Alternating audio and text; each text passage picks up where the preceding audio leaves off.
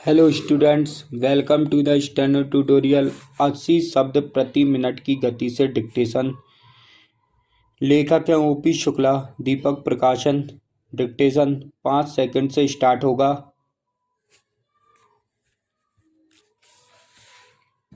Yes, start.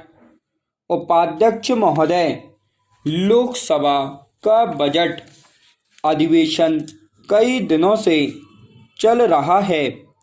राष्ट्रपति के अभिभाषण पर लगभग 2 दर्जन सदस्य बोल चुके हैं।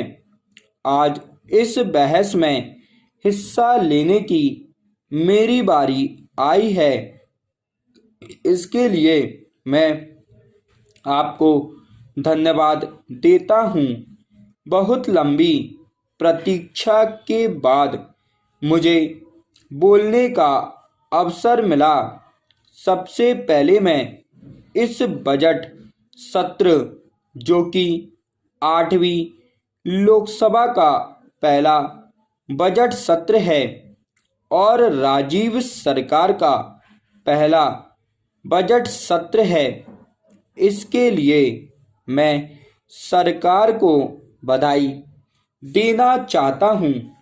मैं यह बधाई इसलिए भी देना चाहता हूँ कि हमारे प्रधानमंत्री ने जनता से जो वायदे किए थे उन्हें वह पूरा करने की तरफ आगे बढ़े हैं।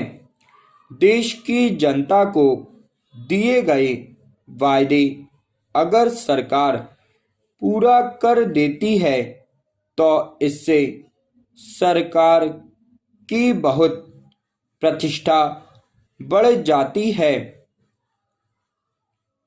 महोदय, इस संबंध में मैं सबसे पहले भ्रष्टाचार को लेता हूँ। भ्रष्टाचार कुछ कम तो अवश्य हुआ है, परंतु उसे समाप्त अवश्य किया जाना चाहिए।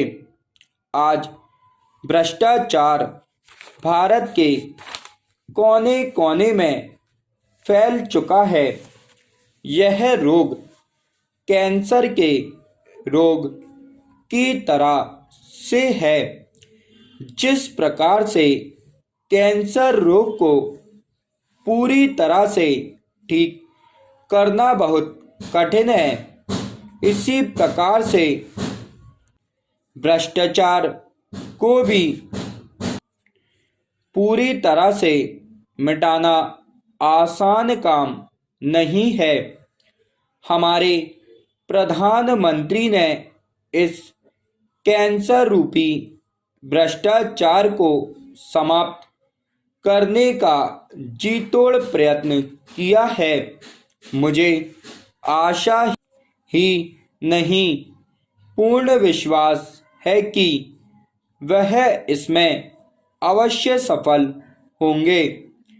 इस संबंध में मैं कुछ उदाहरण सदस्यों के सामने रखना चाहता हूँ। यह भ्रष्टाचार किस प्रकार से फैलता है। जनता को अपना काम कराने की जल्दी तथा गलत काम कराने से भ्रष्टाचार फैलता है। यदि हमारे बड़े सरकारी अफसर तथा नेता चाहें तो यह भ्रष्टाचार समाप्त किया जा सकता है। बाबू अफसर के नाम से भ्रष्टाचार फैलाते हैं तथा जब तक उनकी मुट्ठी गरम ना की जाए फाइल को आगे नहीं बढ़ाते हैं। चपरासी अफसर से मिलाने के लिए अपना हाथ फैलाए रखता है। इन सब पर कड़ाई से पेश आना चाहिए। सरकार को ऐसे कदम उठाने चाहिए जिससे कि भ्रष्टाचार से जनता को राहत की सांस मिले। जनता के काम निपटाने में कोई ऐसी नीति अपनाई जानी चाहिए जिससे इसमें भ्रष्टाचार की गुंजाइश ही ना हो। सरकार को इस काम में जनता की पूरी सहायता करनी चाहिए। सभी कार्यालयों में जनता के लिए संपर्क कक्ष बनाए जाने चाहिए। स्टॉप।